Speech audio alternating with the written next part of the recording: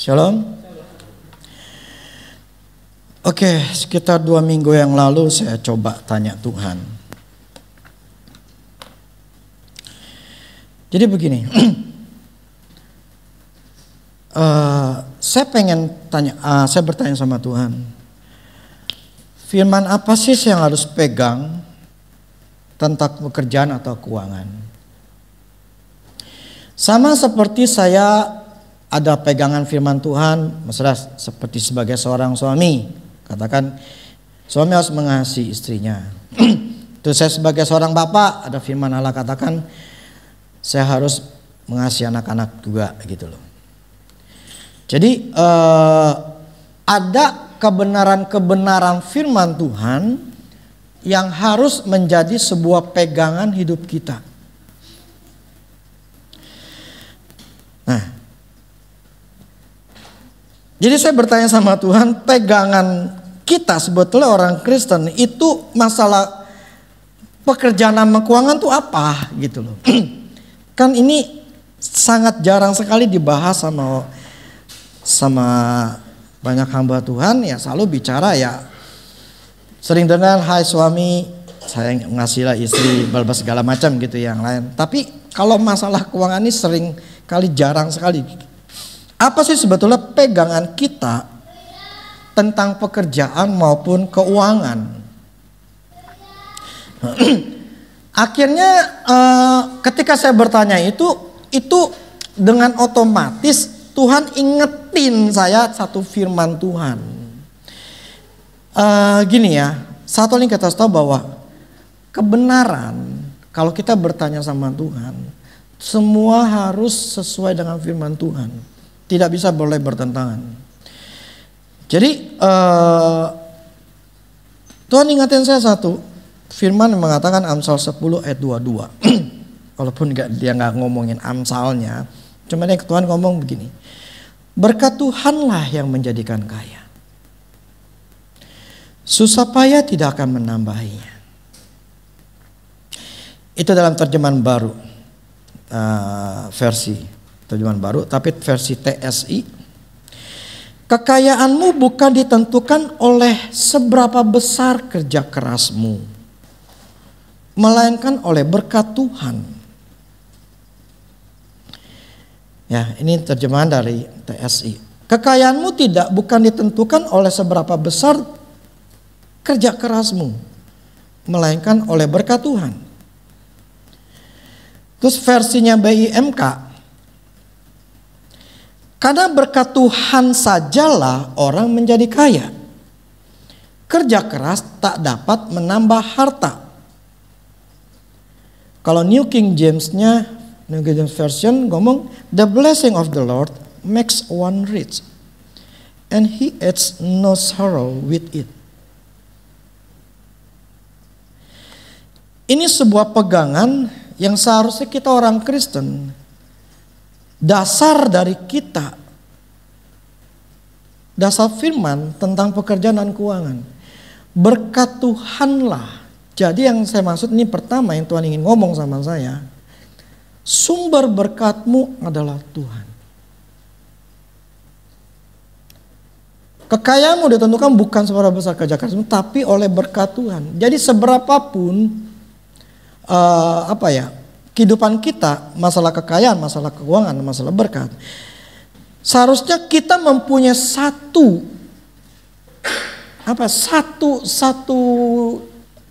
prinsip, berkat Tuhan, semua karena Tuhan, semua karena berkat Tuhan.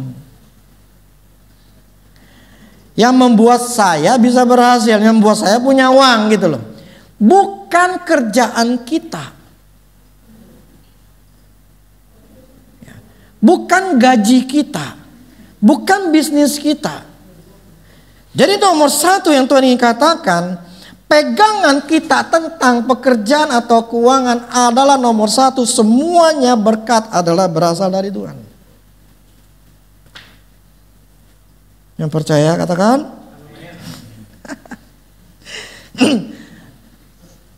Jadi dasar awalnya yang harus kita punya sebagai orang Kristen. Jadi patokan kita bukan gaji kita, yang menjadi sumber kita, atau bisnis kita yang menjadi sumber kita. Bukan. Sumber kita adalah Tuhan. Sumber berkat kita adalah Tuhan. Itu patokan itu dulu. Lah tapi kan saya kerjakan dapat duit dari kerjaan saya. Betul. Tetapi ketika ada masalah dalam pekerjaan itu, entah kita dipecat, entah kita bermasalah, kita akan menjadi kelimpungan karena kita merasa disitulah berkat saya, uang saya di situ. Tetapi ketika kalau kita mempercayai Tuhan, kita mengatakan dalam diri kita, Tuhan, Kau adalah sumber berkatku. Engkau sanggup memberikan pintu yang lain, bukan cuma satu pintu, bukan cuma satu jalan untuk saya bisa mendapatkan uang. Tapi kalau patokan kita mengenai satu kerjaan, gaji kita atau bisnis kita otaknya kita mengatakan bahwa inilah sumber gua. Ketika ada masalah, kita langsung stres. Kita mengalami kerugian, kita mengalami masalah dalam keuangan, kita akan jadi stres gitu loh. Aduh ntar gimana, gue gak dapat penghasilan gimana. Kita akan jadi bingung total. Karena kita menganggap bahwa itulah sumber uangnya saya. Tapi Tuhan ajarin kita sebetulnya berkat Tuhan yang membuat uang itu masuk. Amin. Terus saya bertanya lagi, di sini katakan,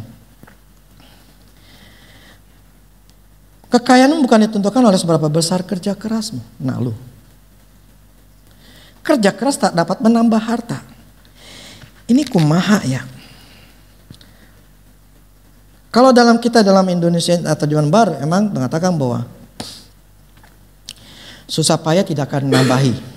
Kalau dalam terjemahan bahasa Inggris ya, New King James ya, no sorrow with it. Jadi tidak ada sorrow, itu artinya kesusahan, kesedihan, a feeling of deep distress. Jadi sesuatu yang membuat kita stres karena kehilangan, karena kekecewaan, karena sesuatu lah. Jadi gini, yang namanya berkat Tuhan, kita tidak akan, kalau kita menganggap ya Tuhan sebagai sumber berkat kita, ketika kita menganggap Tuhan jadi sumber berkat kita, Tuhan tidak menambah kesusahan.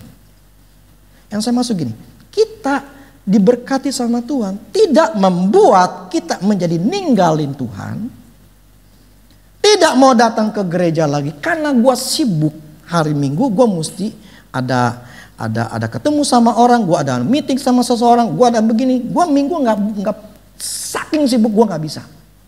Apalagi untuk main Tuhan nggak bisa. Nah, Tuhan yang katakan gini, yang kasih berkat tuh gue nggak mungkin bikin lu, membuat lu ninggalin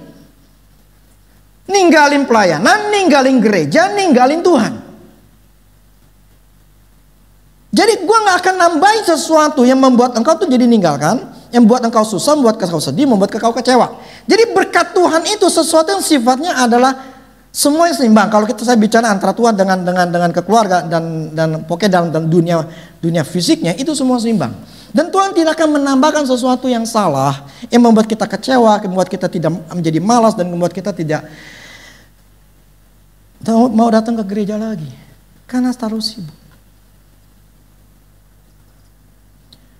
Sebetulnya banyak sekali, tapi saya nggak mau bahas yang itunya. Saya mau bahasnya begini. Prinsipnya, kalau itu dari Tuhan, berkat itu akan membuat kita menjauh dari Tuhan.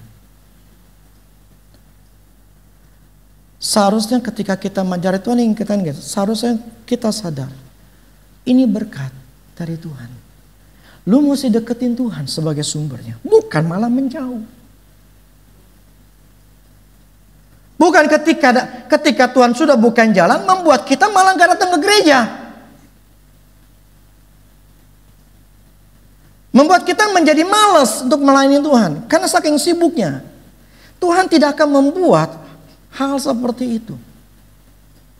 Yang membuat uang itu malah bikin menjauh. Nah, orang bisa seperti itu karena hatinya di uang. Sumbernya, berkatnya adalah uang. Atau kerjaannya. Sehingga dia takut. Kalau gue gak lakuin, duit gue hilang. Klien gue hilang. Karena memang udah nggak bahwa sumber berkatnya bukan Tuhan, tapi kerjaan. Tapi kan saya mesti kerja.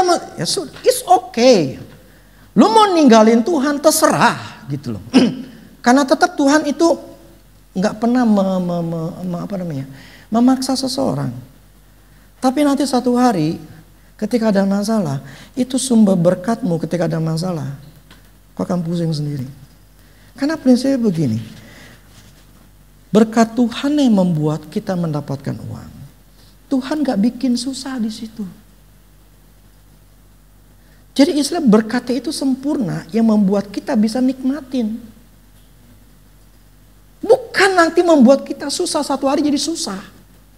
Enggak, Tuhan gak akan bikin seperti itu. Jadi Tuhan ingin kasih patokan gini. Yang pertama, akulah sumber berkatmu. Jadi ketika saya nanya Tuhan apa menjadi pegangan saya tentang pekerjaan sama keuangan? Saya namanya keluarga saya udah tahu. Posisi sebagai suami, sebagai posisi bapak saya udah tahu. Saya punya pegangan hidup, saya punya pegangan untuk kesehatan, saya punya pegangan hidup. Saya tahu ada firman-firman yang saya pakai. Nah yang ini saya baru nggak ngeh gitu loh. Walaupun saya ada firman juga masalah keuangan, tetapi ketika saya bertanya, Tuhan ngomong saya dengan satu kalimat. Berkat Tuhanlah yang membuat engkau kaya, yang menjadikan kau kaya.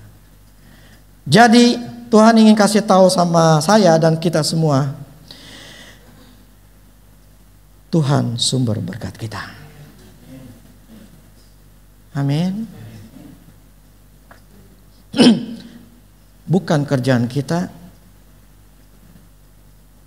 bukan gaji kita, bukan anak kita, atau siapapun. Amin. Terus yang kedua, saya coba bertanya sama Tuhan. Ini kan begini, susah payah tidak menambahi. Terjemahan TSI-nya, kerja keras tidak ditentukan, nggak dapat menambah harta. Loh, kok malah kita jadi nggak kerja keras atau gimana gitu loh? Lah kalau kita nggak kerja, firman katakan lu nggak kerja lu nggak makan. Di sini kerja keras tapi bukan kerja keras mula, tapi menambahkan itu karena Tuhan. Jadi ini gimana gitu loh? Kan ini harus seimbang, ya kan? Apakah ini bertentangan? Soalnya gini, Ulangan 6 ayat 10 sampai 12. Ulangan 6 ayat 10 sampai 12. Ngomongnya begini. Maka apabila Tuhan Allahmu telah membawa engkau masuk ke negeri yang dijanjikan dengan sumpah kepada nenek moyangmu, yakni Abraham, Ishak dan Yakub, untuk memberikan kepadamu. Jadi Tuhan akan membawa ke negeri yang janjikan dengan sumpah kepada Abraham. Apa yang janji ini? Ke negerinya apa? Kota-kota yang besar dan baik, yang tidak kau dirikan. Ya, kota yang gede, yang bagus, enggak didirikan. Udah ada gitu ya. Rumah-rumah penuh berisi berbagai barang-barang baik, yang tidak kau isi. Sumur-sumur yang tidak kau gali, kebun-kebun anggur dan kebun zaitun yang tidak kau tanami. Jadi Tuhan ngomong gini, aku akan bawa ke sebuah negeri. Negerinya itu kota udah ada, tinggal engkau masuk. Rumahnya udah ada perabotannya, tinggal masuk. Gak perlu ngegali, sumur udah ada. Gak perlu nanam, anggur udah ada, pohon zaitun udah ada. Nah lu, ini kan berarti kan mudah. Tapi firman tadi kerja keras, tidak ditambahkan. Tidak keras ditambahkan. Lah ini maksudnya gini, ini firman mengatakan nggak perlu, semuanya tuh tersedia. Lah ini gimana? Sedangkan kita kalau kita nggak kerja apa begitu mudah gitu loh? Nggak perlu ngapa-ngapain, istilah kasarnya. Berkat Tuhan itu akan datang dengan sendirinya. Masa sih kita nggak kerja? Nggak kerja keras itu. Nah. Tapi ayat 12 yang ngomong gini. Dan apabila engkau sudah makan dan menjadi kenyang, maka berhati-hatilah supaya jangan engkau melupakan Tuhan yang telah membawa kamu keluar dari tanah Mesir, dari rumah perbudakan. Jadi Tuhan ngomong kepada bangsa Israel, ya, melalui Musa, itu aku akan kasih kota-kota, rumah-rumah yang enak, sumur yang gak perlu digali, kebun anggur dan pohon jatun yang tidak kau tanami, semuanya dikasih. Tapi jangan lupa, ini semua karena Tuhan. Jangan lupa, ini semua berkat dari Tuhan. Ya, jadi kalau kita mendapatkan segala sesuatu, jangan lupa ini semua dari Tuhan gitu loh. Nah, cuma pertanyaan adalah begini, ini semua didapat dengan mudah gitu loh. Terus gimana gitu loh? Janji Tuhan di tempat kanan adalah sebuah tempat di mana ketika kita memperolehnya, kita mendudukinya, maka itu adalah sebuah berkat yang sangat berlimpah dan bisa dinikmati. Apakah tanah kanan langsung kita bisa peroleh dengan mudah?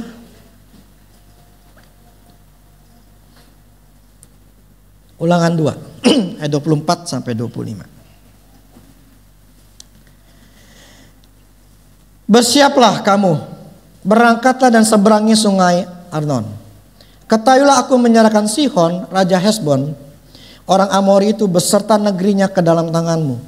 Mulailah menduduki negerinya dengan seranglah Sihon.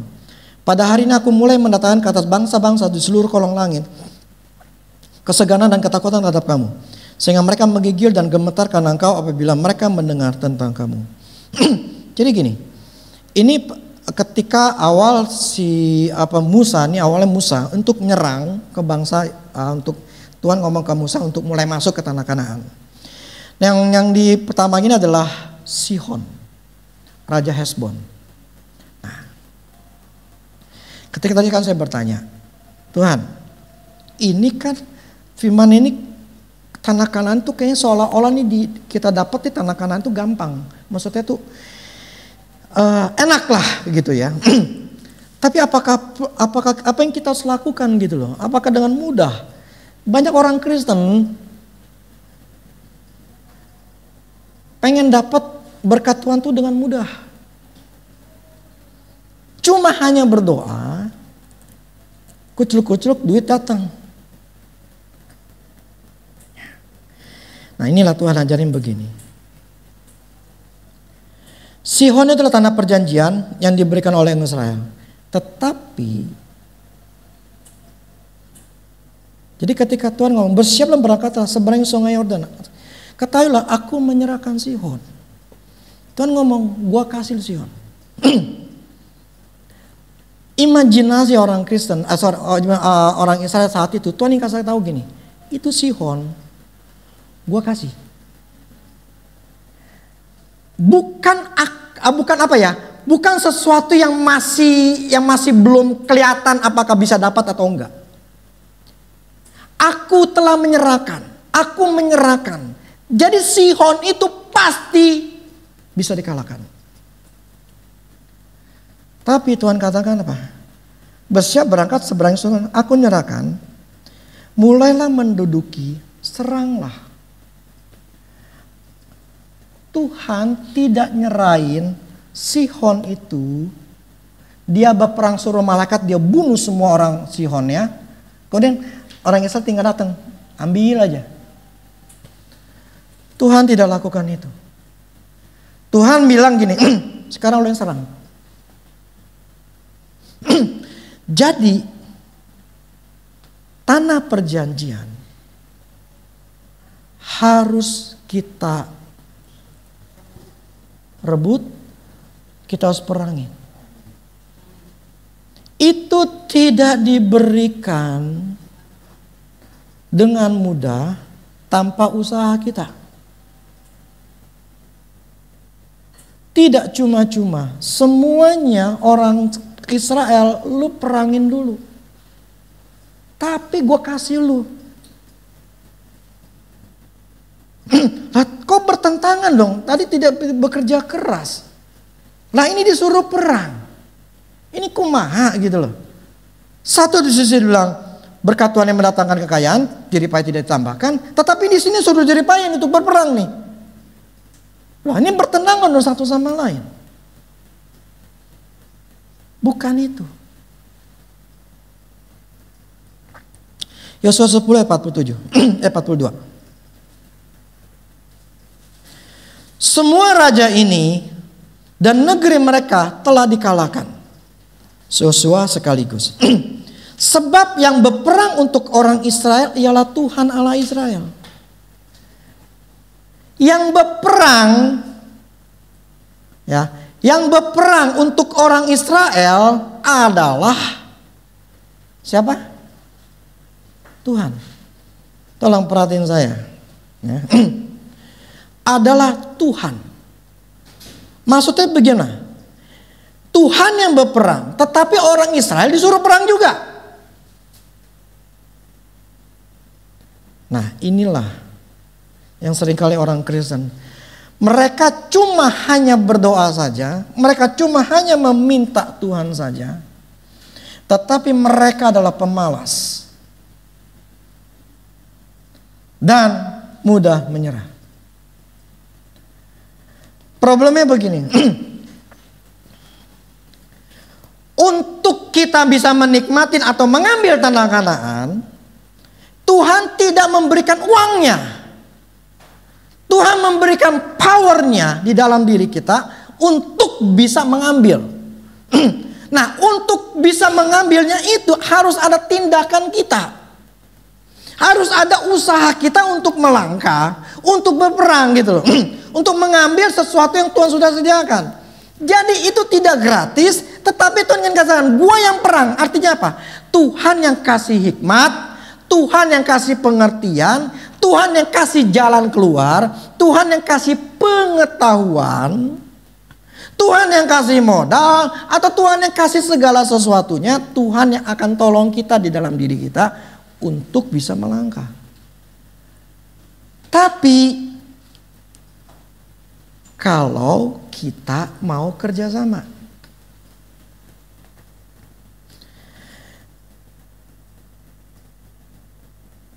kalau nggak mau kerjasama, maksudnya begini. Dari dulu saya sudah katakan bahwa Tuhan tuh sudah sediakan apapun yang kita butuhkan. Tuhan sudah sediakan semuanya. Tapi problemnya itu tidak disodorkan dalam arti dalam bentuk uang. Tapi Tuhan sodorkan adalah lu kerja, lu kan bisa dapat. Yang maksud adalah lu harus ada usaha untuk bisa melangkah, untuk mengambilnya. Saya percaya banget di seluruh dunia, semua manusia, Tuhan sudah memberikan namanya masa depan atau sebuah rencana untuk semua manusia, nggak cuma orang Kristen maupun orang Buddha atau Islam, semuanya Tuhan sudah berikan rencana. Kalau lu mau, lu bisa hidup berhasil. Semuanya Tuhan sudah sediakan. Tetapi untuk bisa mendapatkannya, itu bukanlah hal yang mudah. Kenapa?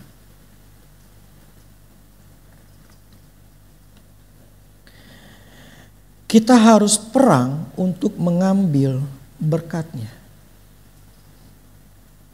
Orang Israel untuk mengambil Sihon, Tuhan suruh lu yang perangin. Gua kasih power, gua kasih kehikmat, gua kasih kekuatan, lu tetap jalan. Yang membuat kita bisa mengambil kalau kita perang. Apa yang kita perangi? Ketidakpercayaan, ketakutan, kurang pengetahuan, kurang hikmat, kurang pengalaman, kurang latihan, di mana itu semua dibutuhkan atau syarat untuk bisa berhasil. Maka tidak semua orang bisa berhasil karena mereka tidak mampu mengatasi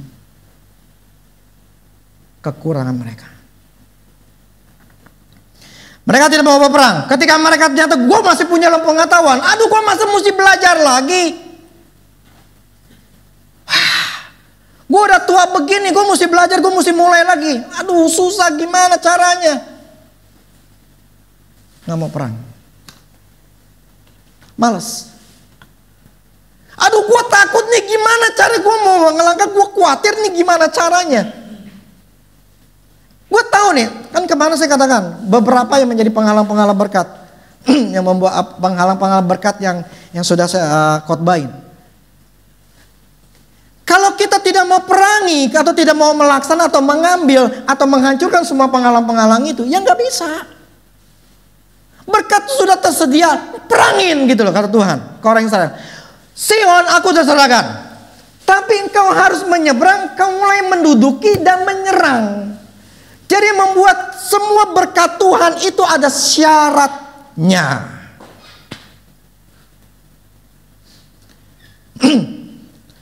Untuk sebuah bisnis A, untuk bisa berhasil itu ada syaratnya. Mesti punya pengetahuan, misal kerjaan kita, itu mesti ada pengetahuannya gitu loh. Udah punya pengetahuan, itu bukan kemudian langsung kita berhasil, kagak. Punya pengetahuan dulu, mesti ngerti apa yang kita tahu, mesti ngerti dulu. Dan ketika kita ngerti, itu pun kita harus mencoba. Lah kalau udah ngerti, udah punya pengetahuan, punya pengertian, tapi nggak pernah mau mencoba, ya nggak bakal bisa. Dan sekalipun sudah mencoba, apakah langsung berhasil? Kagak. Pasti kita mengalami kegagalan, kita ketolak, kita kerugian lah, atau kita bermasalah. Apakah kemudian saat itu kita langsung, aduh gimana ya, waduh gue susah nih nyata kerjaan ini, wah ini susah nih bisnis ini. Kita jadi mundur.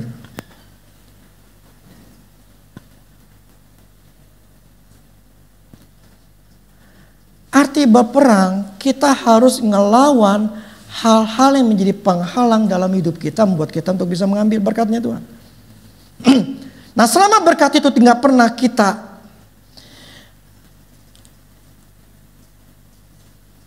melangkah untuk ngambilnya, nggak bakal bisa. Jadi berperang adalah ada sesuatu atau masalah yang sedang kita hadapi untuk kita menangkan. Tuhan yang berperang artinya Tuhan yang menghadapi atau memberikan jalan hikmat, memberikan jalan hikmat, kekuatan, pengetahuan untuk kita bisa memenangkan atau membuat kita berhasil dalam pekerjaan itu. Nah, bagaimana kita bisa tahu bahwa Tuhan akan berperang untuk pekerjaan kita? Ya Tuhan akan memberikan pada kita pengertian itu.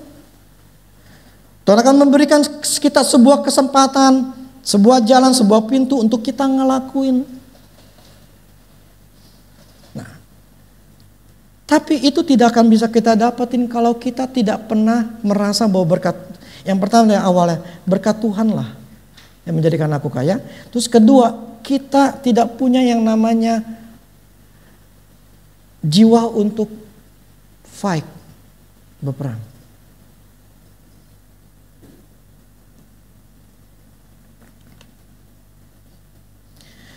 Jadi berkat Tuhan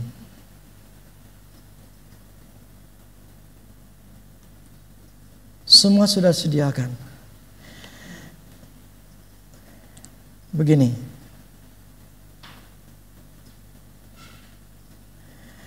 memang ini kelihatannya apa ya?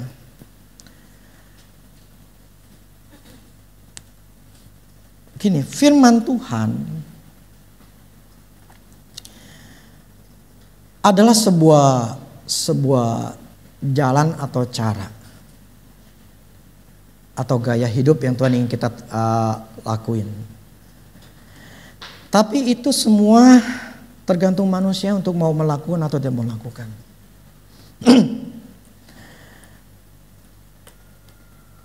Sekalipun saya berkhotbah seperti ini, sekalipun saya sudah membahas apapun juga yang masalah berkat, penghalang-penghalang berkat, yang ini sekarang finalnya adalah berkat Tuhan yang menjadikan kita kaya. Sumber berkat kita Tuhan, oke. Yang kedua adalah kita harus punya usaha. Selama kita tidak punya usaha keras, saya katakan usaha yang keras. Loh tadi dari payah tidak ditambahkan, kerja keras tidak ditambahkan. Yang harus kita kerja keras, yang harus kita lakukan adalah bagaimana kita mengusahakan diri kita memenuhi syarat untuk berhasil. Kalau yang namanya berkatnya itu mudah, sudah ada. Tapi untuk menuju ke sana berkatnya itu ada syarat-syaratnya. Ada sesuatu yang harus menjadi syaratnya untuk kita bisa dapatin gitu loh. Yang namanya kita mau menjadi seorang, anggap di seorang sales marketing. Dia cuma hanya diam di rumah, misalnya sales mobil. Dia cuma hanya diam di rumah, cuma dia berdoa, kemudian masang iklan doang, kemudian ya udah dia diam aja. Ya udah Tuhan, saya mau berdoa. Aku percaya setiap apa yang aku katakan itu apa yang ku minta, bahwa engkau mendengar doaku dan aku percaya bahwa aku mendapatkannya, aku akan perolehnya. Sudah selesai.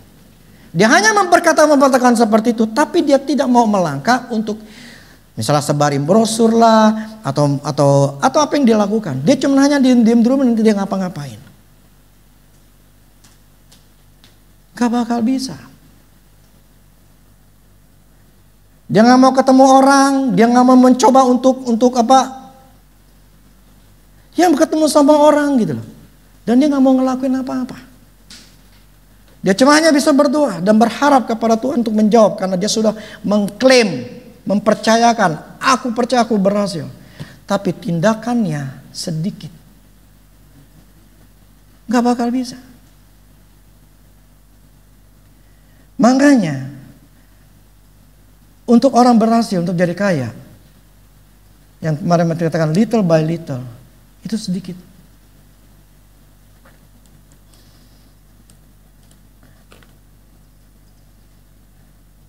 Makanya itu butuh mental, butuh pengalaman, butuh pengajaran, butuh diajarin.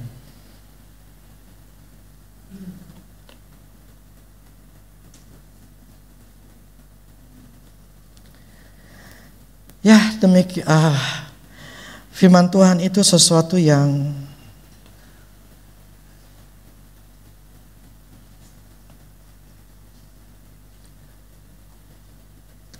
tidak mudah.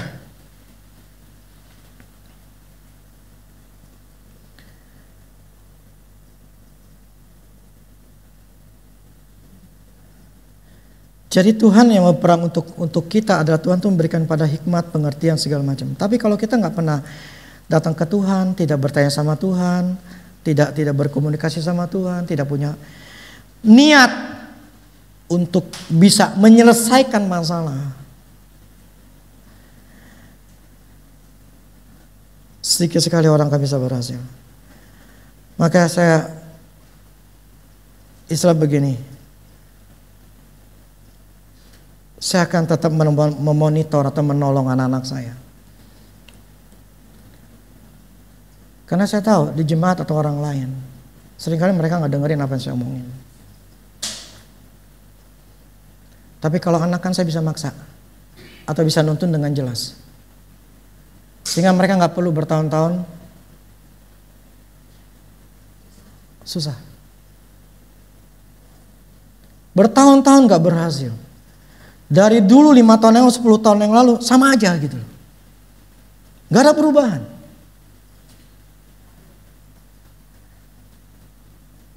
Bukan karena Tuhannya.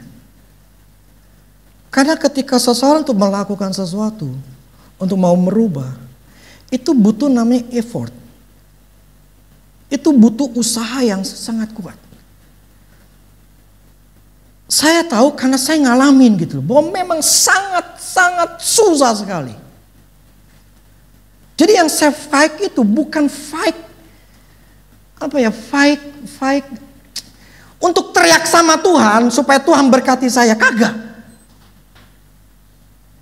Saya tidak berteriak Tuhan berkati saya, Tuhan tolong saya, kagak. Saya nggak berteriak atau berusaha untuk itunya. Yang saya usahakan adalah merubah diri saya. merubah pola pikir saya, itu yang sangat sulit. Itu yang saya katakan, saya harus memerangi. Saya harus perangi apa yang kurang dalam diri saya. Tapi kalau kita menganggap itu sesuatu ya, aduh gue capek, gue masa mesti belajar lagi, gue mesti begini lagi, mesti begitu lagi, aduh. Tidak akan pernah berhasil.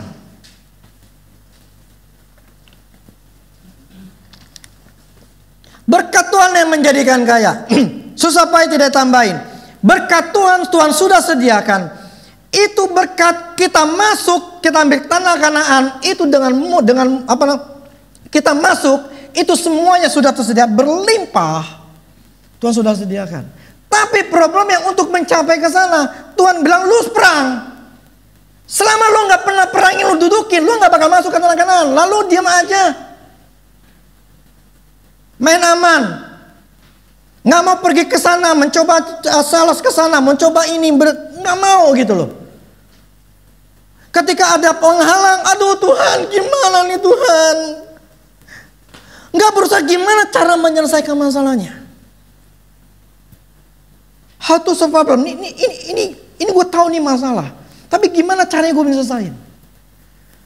Nah, Tuhan berperang itu termasuk salah satu apa? Memberikan semangat dalam diri kita, memberikan namanya tidak mudah nyerah.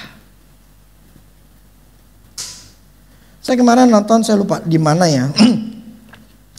Ada seorang perempuan sama laki. Mereka tuh kayak orang yang salto. Jadi si yang lakinya ini yang ketika perempuannya ke tangan dia gitu ya, dia loncat gitu ya supaya dia salto. Ketika dia coba ngelakuin pertama kali awal jatuh blok kayak yang perempuannya.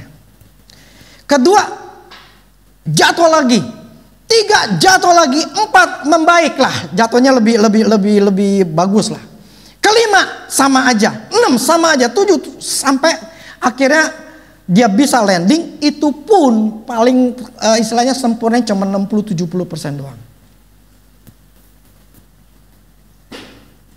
Itu nggak sempurna. Tapi ketika saya melihat kayak gitu, inilah orang yang mau berhasil.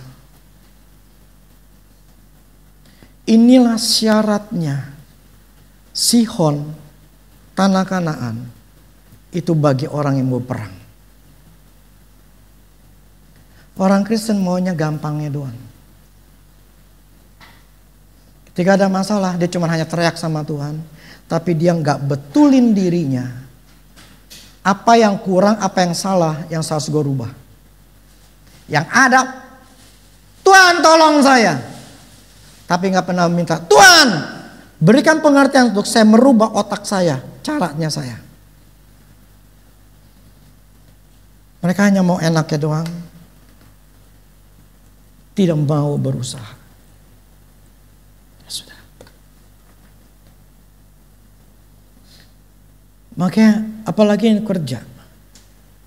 Apalagi untuk orang menjadi pengusaha, orang usaha. Itu mentalnya harus lebih kuat berkali-kali lipat daripada orang yang kerja. Makanya yang jadi pengusaha itu sedikit-sedikit. Dan yang berhasil pun juga sedikit. Karena memang susah. Bukan karena Tuhan yang menyusahkan. Kalau kita bergantung sama Tuhan, sekalipun kita salah, kita melakukan kerugian atau melakukan segala sesuatu, tapi kalau kita tetap sama Tuhan, Tuhan akan berperang, Tuhan akan kasih hikmat. Dan Tuhan tetap butuh syarat. Ini orang yang tadi yang salto. Apakah dia nggak dengan salto 2 kali 3 kali dia langsung berhasil? Tapi ketika 2-3 kali begitu dia jatuh, kemudian dia aduh susah banget nih, aduh sakit nih, aduh ntar gue kenapa-napa lagi nih. Di tengah jalan dia udah berasa sakit, gak bakal berhasil. Tapi ketika Kanania, mungkin karena masih muda, dia berusaha terus sampai akhirnya bisa, itu pun ya videonya berhenti. Tapi yang saya lihat bahwa ada usaha orang itu untuk bisa berhasil.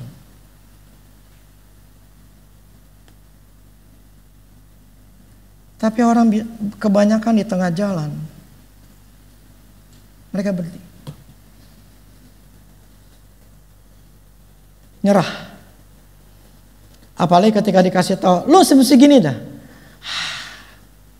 Apakah mungkin bisa? Tak kalau udah keluarin duit, mending bisa. Kalau nggak bisa, tak gua kalau ke sono, gua udah capek-capek jauh-jauh, gua mesti jalan, ternyata nggak ada hasilnya. Gimana dong? Capekin diri aja.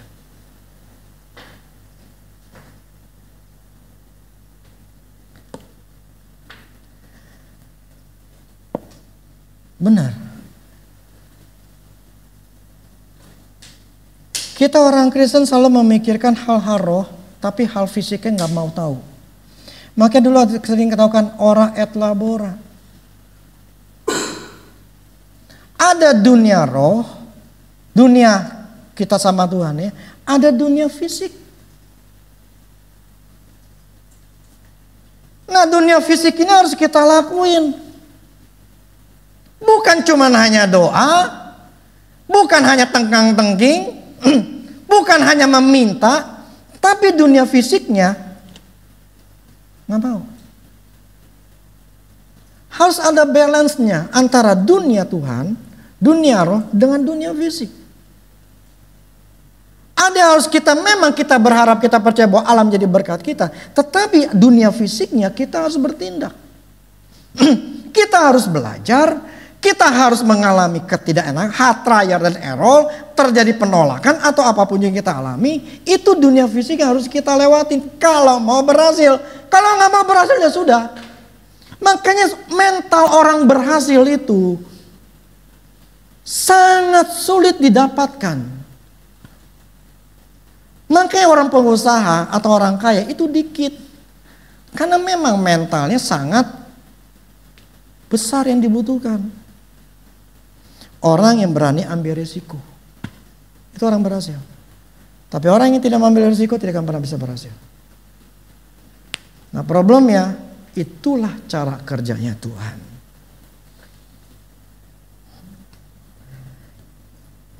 Jadi ketika saya tanya, Tuhan, apa yang menjadi pegangan saya sebagai orang Kristen di dalam masalah pekerjaan dan keuangan? Berkat Tuhanlah yang menjadikan kau kaya. Langsung diingetin itu ayat. Kata-kata itu. Jeripaya tidak ditambahkan. Tapi saya bertanya sama Tuhan secara detailnya apa. Dia jelasin berhari-hari. Jadi pegangan saya adalah Tuhan sumbernya saya. Dunia rohnya Tuhan. Yang kedua, dunia fisiknya saya harus berusaha. Saya harus berperang. Itu pegangan. Kalau pegangan cuma satu sumber berkat, yang kau hanya menjadi manusia biasa yang biasa aja. Tetapi kalau kau ingin benar-benar yang firman katakan diberkati, berkat Tuhan yang menjadikan kau kaya. Ambil yang kedua, dunia fisiknya. Berusaha.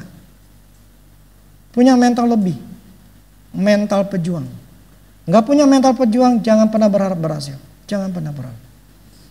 Karena mental pejuang adalah orang yang enggak pernah mau nyerah. Ketika mentok satu hal masalah, di sini ditolak, kedua ditolak, 5 ditolak, 100 tolak. Saya pernah ingat ada satu orang China ya, dia tinggal di Amerika.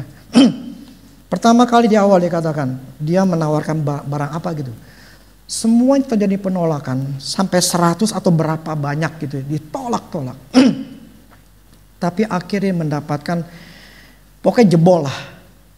Dan ketika dia tulis, ketika waktu di Facebook ya, realnya di Facebook itu, dia ngomong katakan, sekarang dia sekarang enak, karena dia membangun dari awal. Sekarang dia sudah mendapatkan, saya lupa berapa omsetnya, tapi dia katakan saya sudah berhasil. Prinsipnya saya sudah berhasil.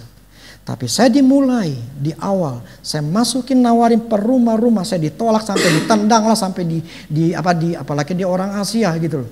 Dihina lah segala macam, dilempar, dia ngalamin itu semua. Sampai akhirnya dia berhasil. Makanya untuk menjadi orang berhasil itu sedikit. Ini bukan masalah keuangan, masalah kesehatan, masalah setiap dalam hidup kita. Semua harus diperangin. Janji Allah sudah tersedia. Semua untuk kita mendapatkannya. Tuhan katakan kepada orang Israel, perangi, duduki dan perang, serang. Jadi Tuhan tidak memberikan berkat itu dalam bentuk uang atau dengan mudah. Lu mesti perang. Problemnya kita mesti berperang itu kan ada jarak, ada waktu. Sihon itu masih seberang sebelum di Sungai Yordan gitu loh. Jadi seberangnya tuh, jadi gini, orang Israel tuh di tanah perjanjian itu ada yang di sebelum seberang, ada yang sesudah seberang gitu loh. Nah, itu yang bagian sini, ini yang Tuhan suruh Musa untuk ngambil. Nah, semuanya yang diduduki sama orang Israel itu tidak ada satupun yang orang Israel tinggal enak. Semuanya harus diperangin. Jadi tidak ada sesuatu yang dalam hidup kita untuk kita berhasil tanpa kita harus berusaha.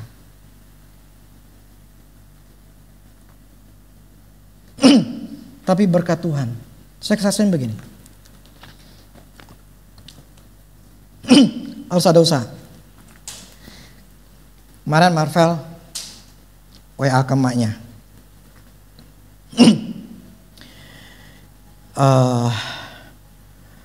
Mami, jadi gini, di satu unit itu mereka yang mahasiswa baru itu boleh mengajukan ke sebuah lembaga di pemerintahan Jepang, JASO namanya. Itu mereka dapat beasiswa. Jadi semua ada pengajuan. Jadi ada acara tertentu mereka untuk tulis. Jadi akhirnya mereka nulis, termasuk Marvel.